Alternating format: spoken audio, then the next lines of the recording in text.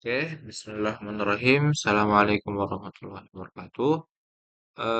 Pada video kali ini saya ingin menunjukkan para teman-teman ya. Ini video saya kali ini kita akan bahas tentang cara pengaplikasian atau tutorial membuat login login function menggunakan set management block. Nah, jadi sebelumnya kita akan menjelaskan dulu nih apa itu blok dan apa itu set manajemen dan lainnya. Nah, mungkin di sini kita buka dokumentasinya ya. Sini kita langsung buka di dokumentasinya blok library. Di sini ada konsep blok. Nah, blok itu dia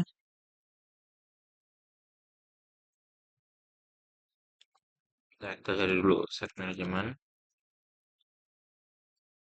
Nah, sini jelasin kalau set manajemen itu adalah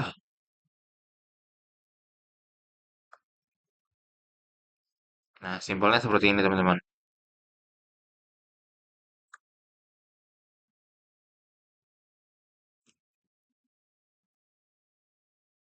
Nah, eh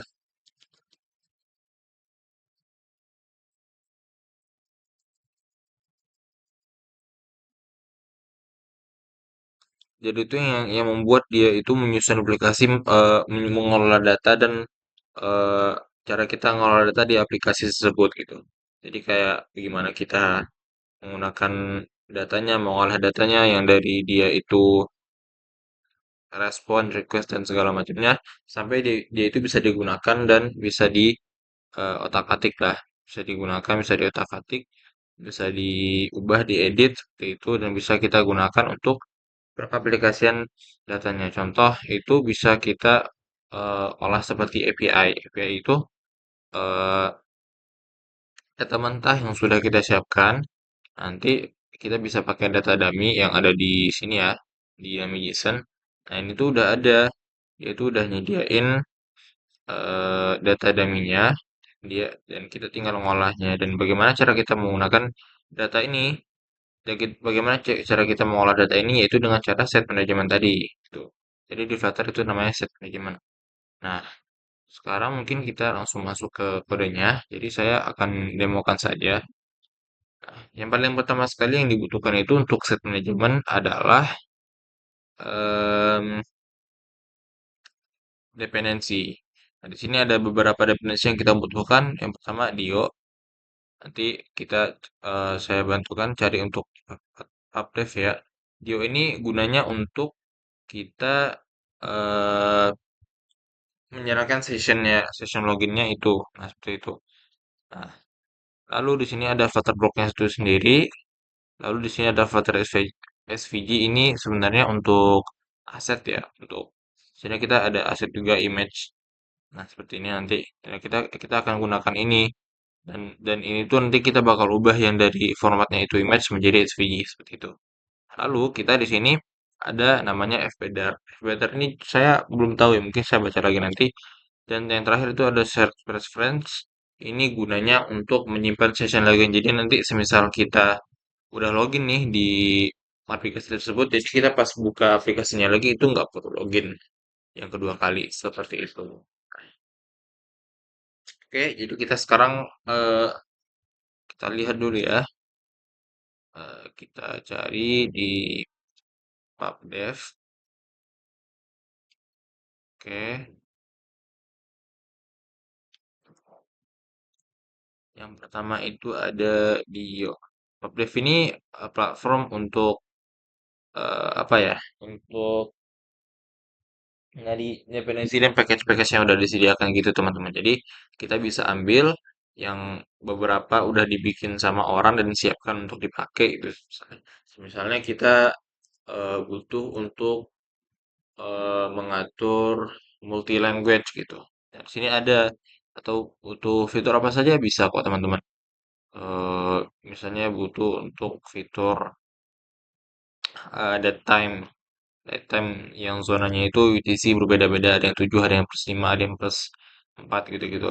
Nah, Kalau ada aplikasi ini kita akan fokus ke session login ya. Jadi di sini Dio kita baca lagi. Dio itu dia, nah, sebuah package HTTP yang andal untuk Dart atau Flutter. Mendukung konfigurasi global, interceptor, form data, pembatalan permintaan, pengunggahan atau penggunaan file, batas waktu, adaptor khusus, transformer, dan lain-lain.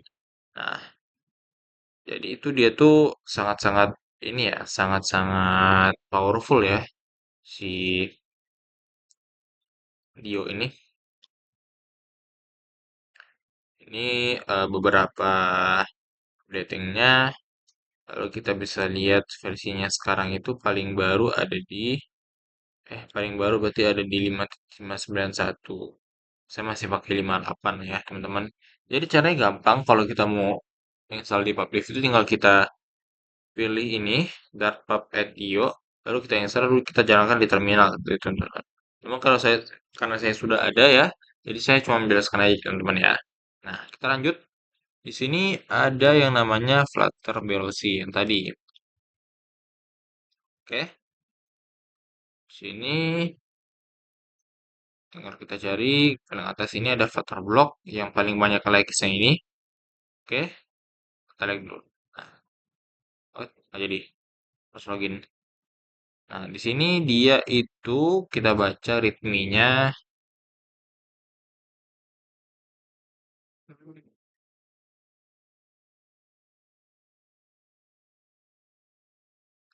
Nah, widget yang memudahkan integrasi blok dan qubit ke dalam Flutter.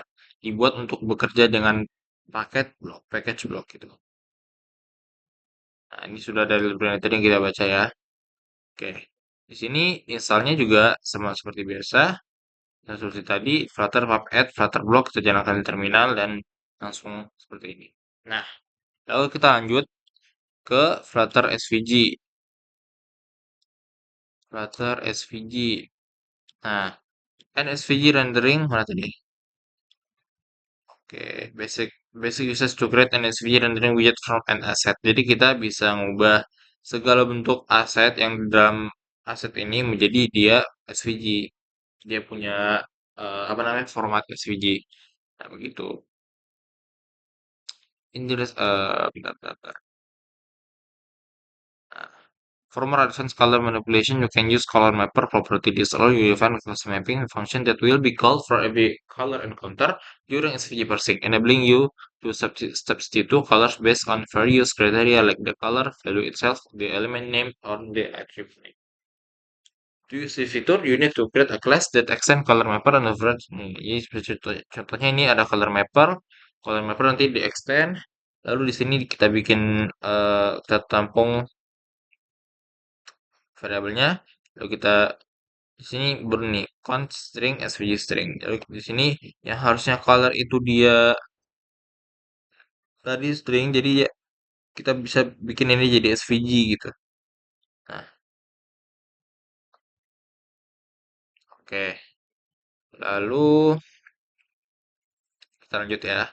Setelah Flutter SVG ada fpdart. Fpdart ini apa ya sebentar. Fpdart.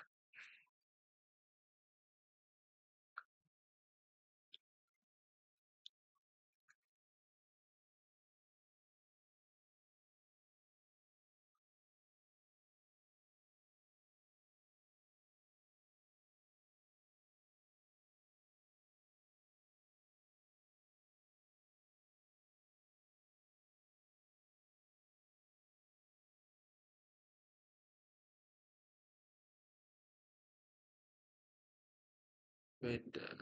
Sebagai fungsional Dart Flutter. Bentar.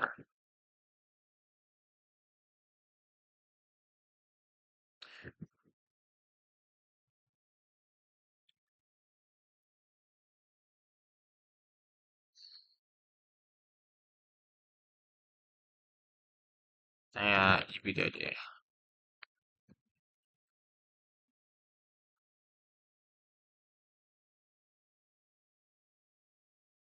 Dependensi fpdart adalah fpdart untuk pemrograman fungsional yang membantu kamu menulis kode lebih aman, bersih, dan minim error terutama dan menangani error atau null value. package that menyebutkan konsekuensi functional programming seperti option either test test either yo. Oh, oke oke oke oke I see. Oke oke oke oke oke. Jadi sama seperti ini ya. Eh sama fitur itu dari mana ya? Bentar. Oh, iya dari data. Oke oke oke. Jadi sama seperti itu ya teman-teman ya. Oke, di sini ada Flutter FP, installingnya juga sama, Darpap at fpdar, lalu Meta, Meta, Meta ini di library in metadata define annotation that can be used in static analysis tools by provide a more complete analysis of the code that use them.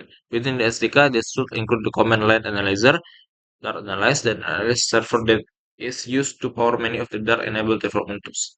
The library in Dart 2GS Dart define annotation that provide hint to Dart 2GS to improve the quality of the JavaScript code then in produce. These annotation are currently experimental and might be removed in future version this package. Oke, jadi untuk annotation ya, untuk annotation, untuk dan annotation seperti Dartz juga annotation itu. Nah, terakhir itu ada shared preference. Shared preferences itu, nah ini dia untuk menyimpan session login. Hmm, tinggal diinstal aja. Lalu jangan lupa nanti asetnya dihidupkan lalu masukkan aset image seperti ini dan tidak boleh spasinya salah ya. Karena di Puffpack.yaml ini benar-benar spasi itu bisa salah, bisa beda spasi itu beda, bisa error. Nah, seperti itu teman-teman ya. Kalau udah jangan lupa di Ctrl S atau dijalankan perintah flutter pubget di eh, terminal teman-teman masing-masing. Ini flutter pubget. Jadi kalau sudah jalankan dia bakal keluar outputnya seperti ini. Ada God dependency 30 package hard never version seperti ini.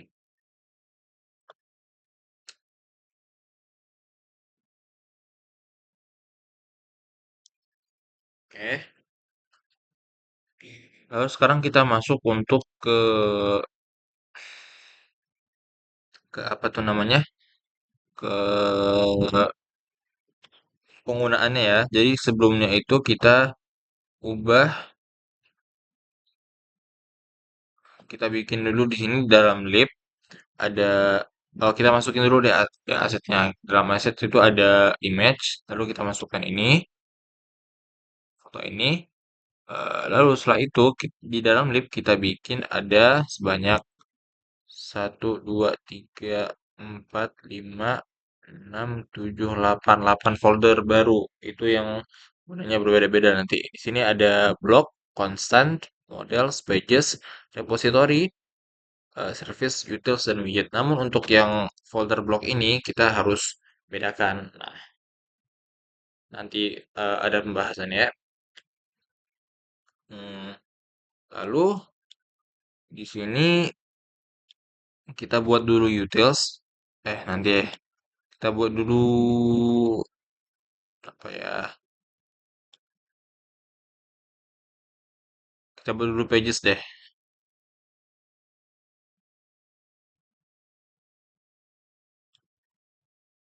Nah, pagesnya ini nanti ada home page sama login page. Login page ini adalah yang bakal nampil duluan di awal aplikasi ya. Jadi home page ini adalah hasil kalau aplikasinya berhasil untuk login session dari API yang kita masukkan nanti. Lalu nanti bakal diarahkan ke home page seperti itu. Nah, untuk di login kita buat seperti ini.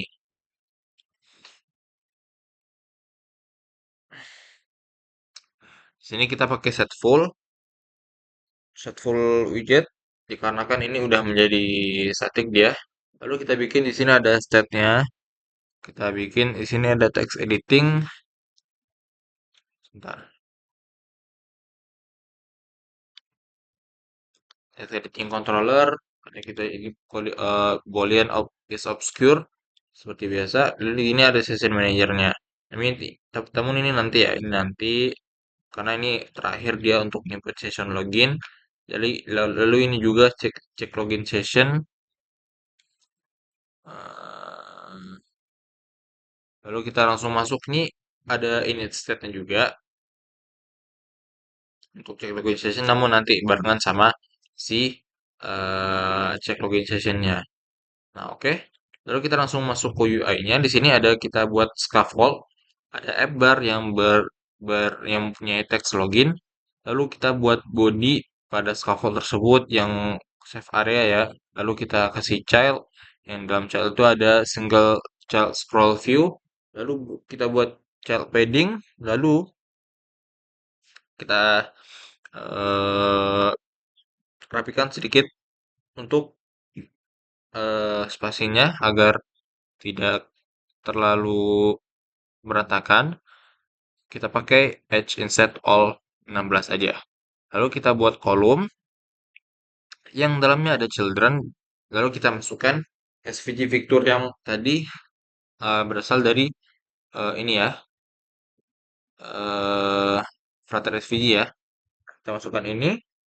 Lalu setelah itu kita tentukan height-nya agar rapi dan semantic labelnya untuk nama login image.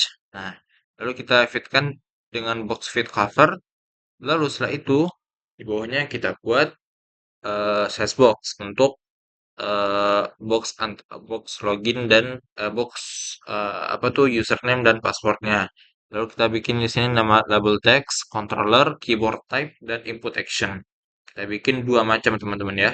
Yang pertama itu untuk username, yang kedua itu untuk passwordnya. Yang username itu yang di label text-nya ada username, dan controllernya itu namanya username controller yang kita ambil dari si login page state tadi ya.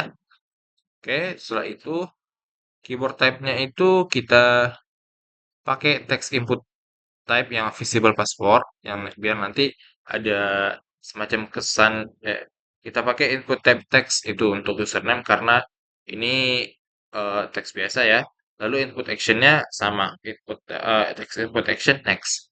Lalu kita kasih size box 16 biar lebih rapi.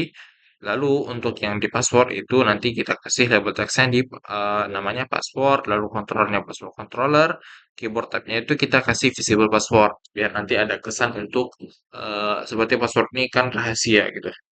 Nah, lalu kita berikan input action, text input action dan lalu is obscure dengan yang tadi dari sini ya, yang true tadi ya, booleannya. Setelah itu kita buatlah tombol untuk suffix presetnya. Di sini kita masukkan set state obscure tadi. Ini untuk si login text field-nya kita sudah selesai. Lalu di sini sampai sini dulu kita, karena di sini sudah masuk ke eh, apa namanya logika state-nya. Lalu setelah itu kita buat yang namanya folder models. Di folder models itu ada dua files teman-teman ya. Sebentar. Ya ada dua files di sini. Ada login request model dan login respond model. Nah, request model ini itu konsepnya seperti hmm, apa ya? Seperti kalau di copy itu masih bijinya. Jadi kita yang user ini si customer ini bakal masukin biji copy ke fitur ini dan respon ini seperti kayak udah dibikin jadi bubuknya seperti itu. Nah, jadi di request model kita bikin modelnya ini dengan nama kelas login request model dengan tiga tiga ini ya tiga field ya ada username ada password dan ada integer expire in means jadi setelah beberapa menit bakal expire seperti itu lalu kita berikan refire agar ini menjadi kayak nggak bisa nggak bisa null lalu setelah itu kita buat map seperti ini agar ini bisa digunakan untuk si respon desainnya nanti ya responnya nanti. Nah, kita masuk ke login respon model. Sini kita buat kelas yang namanya login respon model. Yang di sini kita berikan ada dua field itu namanya final string access token dan refresh token. Nah, yang di sini itu fokusnya untuk memberikan hasil yang dari request model tadi. Jadi dia bakal ngeluarin token. Yang pertama itu namanya token access dan yang kedua itu token refresh, teman-teman. Nah, token access dan token refresh itu nanti bakal ngeluarin hasil bersamaan dengan si username dan password itu dengan format data yang namanya JSON. Nah, di sini kita buat factory login response model titik from JSON dengan map string dynamic JSON to login response model. Nah, sini ya. Lalu setelah itu kita bikin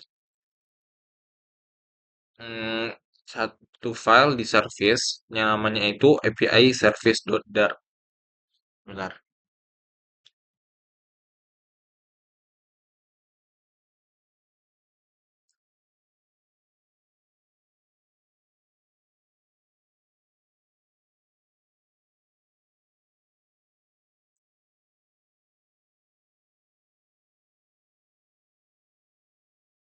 Oh, ini di konstan. Nah, kita kita lihat di app konstan ini. Nah, di sini kita sebenarnya mendapatkan si API-nya demi.json.com, https://json.com. Nah, setelah kita buka ini kita sudah diarahkan ya. Di sini banyak sekali yang bisa kita gunakan, teman-teman. Kita bisa lihat API untuk receipt, untuk card, untuk produk. Jadi di sini kayak factory gitu. Lalu di sini bisa API comment, API quotes, ada mock HTTP juga. Nah, di sini kita pengen fokus ke autentikasi login ya. Jadi di sini sudah dikasih tahu dia itu bakal fetch seperti ini. Nah, tapi saya ingin pakai cara yang berbeda karena di sini tuh kurang rapi ya. Jadi dia masih pakai credential, masih pakai tentrest ini. Jadi saya pengen rapikan. Jadi kita bikin file file khusus untuk si variabelnya dan tokennya.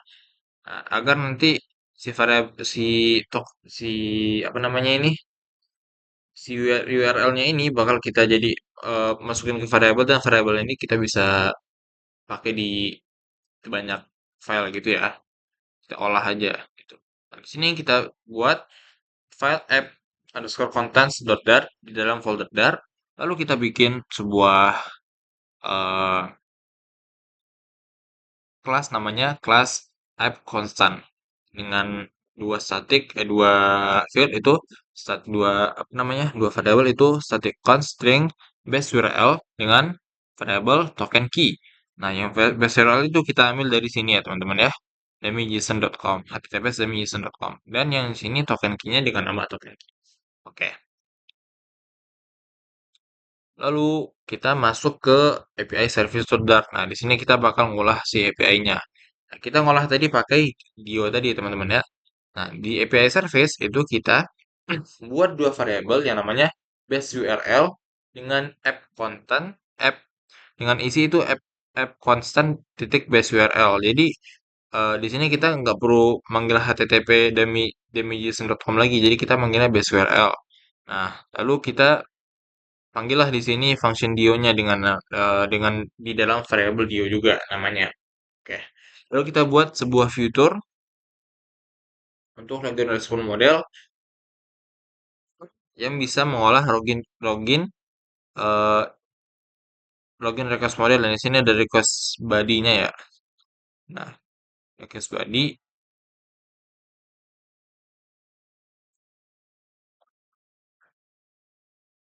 lalu kita kasih asynchronous untuk keamanan, lalu kita buatlah responnya dengan yang sudah diolah dengan dio yang nanti bakal jadi URL seperti ini, base URL out slash login.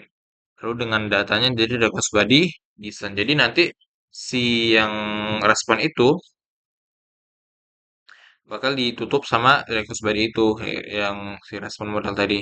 Nah, sini akses token dan reverse token itu bakal ditutup sama si request body. Jadi bakal ngumpulnya di request body. Jadi dia keluarnya barengan sama ini. Gimana ini? Jadi gitu. Nah, oh ini requestnya maksudnya. Lalu responnya bakal keluar di respon data, teman-teman. Oke. Lalu kita masuk, kita bikin eh urus dulu ya. Kita bikin, oh nanti dulu deh. Kita bikin widgets dulu. Di sini ada tiga, di dalam widgets ini ada tiga teman-teman ya. Ada tiga file.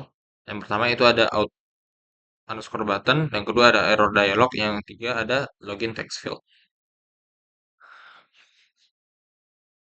Oke, di out button kita buat sebuah kelas namanya out button yang isinya stateless widget. Yang di sini ada label text, void callback, dan out button yang merequirekan dua, yaitu label text dengan on press.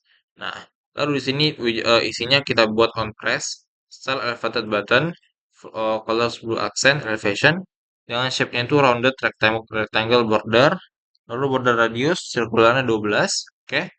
Setelah itu kita buat padding yang isinya itu eh edge inset symmetric vertical 16. Lalu di sini kita masukkan teks dengan isinya itu label teks ya. Label teks itu tuh,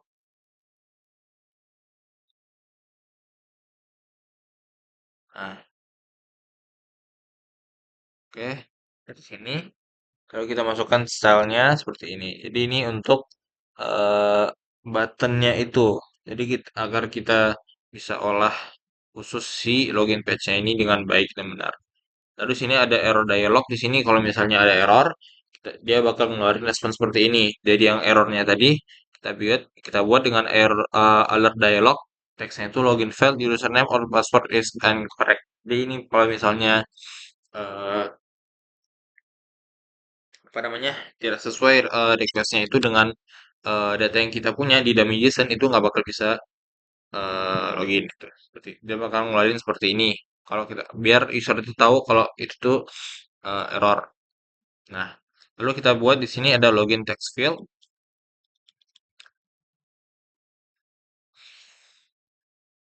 Login text field ini kita buat ada namanya final border style, yang ini kita bikin outlet input border, lalu kita berikan border radius 1,8. Lalu untuk border setnya kita berikan warna biru yang sama dengan si out button tadi. Nah, lalu kita buat sebuah class text field, status widget. Lalu di sini ada banyak sekali ya, 1, 2, 3, 4, 5, 6, 7, 8, 8 field, 7 field. Yang ada di sini double text, control, keyboard type, input action, is obscure, has suffix, dan on suffix preset. Nah, di sini kita berikan semuanya require teman-teman dengan key semua ya. Lalu di sini kita buat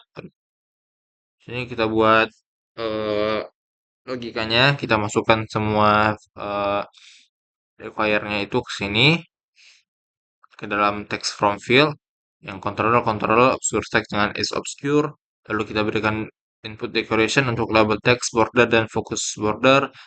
Lalu ada juga suffix icon, lalu has suffix dengan icon buttonnya itu nanti kita on press dengan si on suffix preset tadi. Lalu iconnya kita berikan si is obscure, icon visibility off. Nah, dengan kita berikan perbandingan, lalu kita buat null agar di sini ada null safety, teman-teman. Lalu keyboard type-nya seperti dari di sini dengan input type text, lalu input action-nya juga kita masukkan, lalu on type outside itu kita masukkan event. Nah, event itu lalu nanti ada focus scope of context. Nah, event ini selalu ada dengan konteks, teman-teman. Jadi, di mana ada event itu harus ada konteks di dalamnya. Nah, di sini kita pakai focus scope untuk memukus si konteksnya itu dengan request focus not. Lalu stylenya kita masukkan seperti eh, yang sebelumnya itu dengan text stylenya sama, fontnya, lalu colornya black agar bisa terlihat. Oke. Lalu setelah itu kita terakhir tinggal buat deh repositorinya. Nah, repositorinya itu kalau semisal si API-nya itu fail gitu. Nah, jadi dia bakal buat seperti ini. Kita apa namanya? Kita buat kelas login repository dengan nama dengan ada variabel dalamnya final API service. Lalu di sini ada kita buat fitur either string login response model. Dengan dalamnya itu ada login request model yang tadi ada request body itu ya. Lalu kita buat try tapi sebelumnya kita berikan asynchronous dulu agar nanti kalau setelah ini tidak ada pengulangan untuk keamanan teman-teman ya. Di sini final result await API service dot login request body. Lalu kita buat write-nya itu sebagai resultnya. Tapi kalau dia ada error kita catch dengan mengeluarkan eh, sebuah string yang isinya itu login file. Kayak seperti itu. Oke, kalau sudah semua, kita tinggal buat ini apa namanya? Tinggal buat folder terakhirnya itu namanya blog ya. Tapi kita buatnya itu bukan manual teman-teman. Kita buatnya itu dari sini. Di folder rip kita tinggal klik kanan, lalu kita buat blog new blog. Lalu kita kasih namanya di sini blog, login. Lalu kita bakal diberikan tiga file. Dan di sini ada login block, login event, dan login set. Nah, ini tuh gunanya yang login block itu ya untuk session login ya. Yang event itu untuk si yang tadi tuh kita gunakan di repository. Nah, set ini untuk datanya, untuk nyimpan datanya. Nah, kita lihat di login block dulu. Login block itu bakal eh, di dalamnya itu ada login event sama login set. Lalu kita berikan file repository, login block, super login initial, on login event emit asynchronous, emit login loading. Final result await repository dot login dengan dalamnya ada event dot request body. Lalu di resultnya fault dengan error message yang sudah kita buat tadi. Nanti dia bakal di emit dengan login file error message. Nah, login data dalamnya ya. Lalu kita buat lagi variabel kedua itu final untuk session manajernya. Session manager itu di sini teman-teman ya. Sini ada fitur void save session string access token asynchronous dengan prefix await set preference yang sudah kita install tadi di prospek. Lalu dia await preference kita buat string. Lalu ada token, kita tangkap tokennya untuk menyimpan session loginnya. Lalu di sini ada get access token dan remove access token untuk logout di sini teman-teman ya. Oke, kita balik lagi ke login block. Di sini di session manager kita bisa save session di sini. Ini adalah variabel untuk save session dan di sini untuk logoutnya. Jadi kita pakai on di sini untuk menghapus tokennya teman-teman. Jadi final session manager kita pakai session manager yang tadi. Lalu eh, session manajernya itu untuk yang await-nya itu untuk remove access tokennya. Lalu di sini kita buat emitnya itu logout sukses. Nah, di login event sini kita lihat itu pakai immutable ya teman-teman ya. Dia pakai kelas login event. Eh, saya sebelumnya bukan pakai ini, saya biasanya pakai freezer, cuman eh, ya udah ya teman-teman ya. Select class login event, const login event, lalu kita buat kelas login extend. Lalu kita buat di sini di dalam kelas login untuk event itu ada request sama login sama require-nya. Lalu di sini ada logout-nya untuk si yang di blok tadi.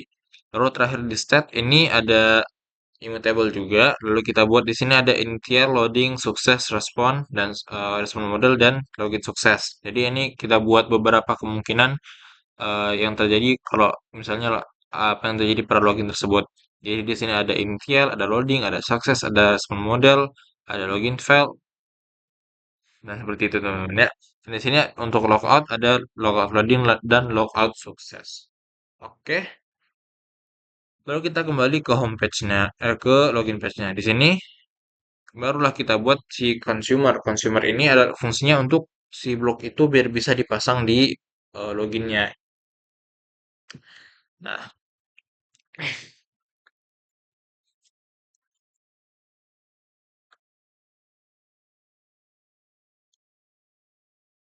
sini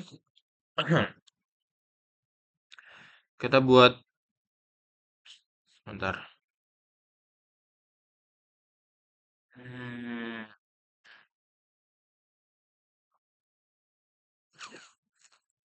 Ya, kita buat block consumer di sini dengan login block dan login set. Listenernya itu context state. Nah, kita buat di sini ada apa namanya? Ada if else.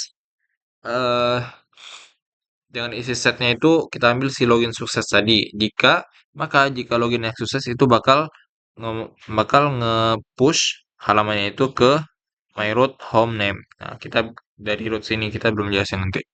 Lalu else if tapi apabila dia tidak login atau bisa dibilang login novel itu bakal ngeluarin dialog yang sudah kita siapin tadi dengan konteksnya ini dan buildernya itu di error dialog tadi.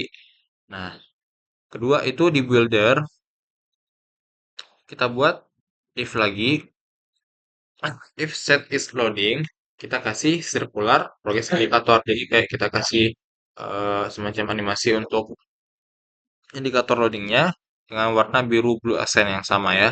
Lalu kita buat size box untuk media query-nya.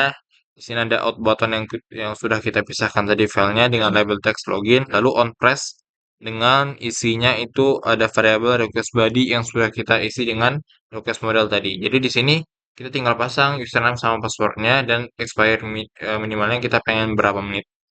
Nah, lalu kita berikan konteks read login block dan login request body tadi. Lalu bawahnya tinggal kita lengkapi stylenya ya. Di sini kalau bebas teman-teman kalau nggak usah bikin juga nggak apa-apa. Di sini juga belum dibikin functionnya. Jadi di sini biar untuk kelihatan sebagai eh, login page aja. Jadi di sini ada kayak saran untuk membuat register don't you have an account. Lalu kita kasih stylenya, lalu text align yang center. Lalu kita bikin teks untuk sign up, tombol sign up-nya dengan teks stylenya color blue accent, font size-nya 16. Lalu teks lainnya juga center. Nah, setelah itu kita jangan lupa nih buat dispose. Dispose itu apa ya? Jadi,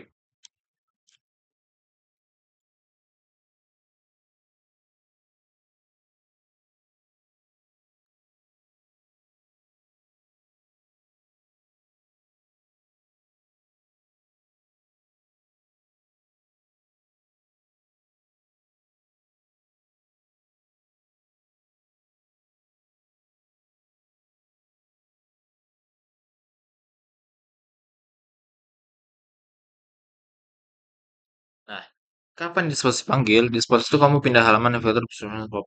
Jadi widget sudah tidak dipakai lagi. Jadi dispose itu halaman login berfungsi untuk membersihkan resource atau controller saat widget dihancurkan dari memori. Jadi dia tuh ketika login eh, langsung resource-nya itu kita nggak pakai lagi lalu kita langsung pindahkan ke si itu ke si homepage atau kita bisa gunakan juga untuk logout. Jadi ini sangat berguna teman-teman ya untuk login. Nah, oke, lalu di sini kita sudah selesai. Lalu di sini sebenarnya root-nya itu dibahas di awal teman-teman ya. Cuman saya lupa. Jadi di sini kita buat dua root yang namanya itu dalam dalam kelas enum yang namanya itu my root. Jadi di sini ada root login dan root home.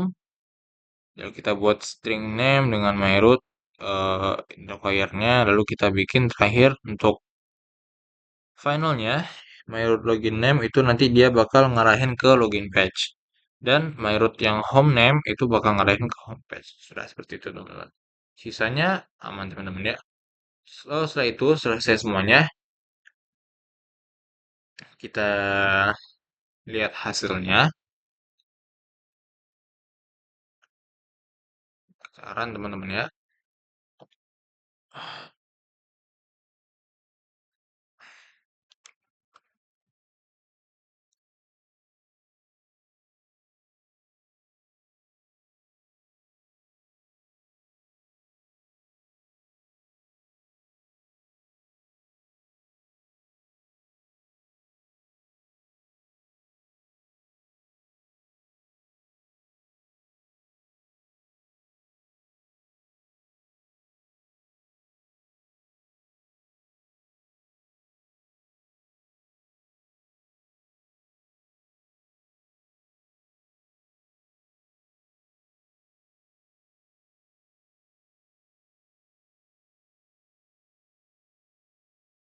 Nah, dia bakal ngeluarin seperti ini, teman-teman. Nah, untuk username dan loginnya kita bisa lihat di mana? Kita bisa lihat di dummy JSON tadi, teman-teman. Kita lihat di dummy JSON tadi tuh. Sabar. Di sini. Nah, di sini kan ada username-nya Emilis dan Emilis pas ini eksperimennya 30. Jadi kita tinggal samain aja, teman-teman. Emilis passwordnya itu Emilis pas. Kita cek dulu, tipe kan? Emilis pas. Lalu kita tinggal login. Oke, berhasil. Dan di sini kita diarahkan ke homepage dan di sini ada sambutannya welcome to homepage. Lalu kita coba untuk misalnya kita simpan sistem loginnya, kita ulang untuk aplikasinya itu dia bakal ke arah mana? Login lagi atau ke homepage lagi? Nah, dia ke homepage lagi karena loginnya udah disimpan di tokennya itu, teman-teman. Jadi kita kalau semisal keluar aplikasi dan masuk lagi itu nggak perlu login ulang. Itu gunanya set reference. Lalu kita coba untuk logoutnya dan ya berhasil. Kita coba refresh, diarahkannya ke login lagi. Oke, berarti berhasil, teman-teman ya. Baik, mungkin sekian saja video dari saya. Apabila ada kata-kata yang belibet dan salah-salah, mohon dimaafkan.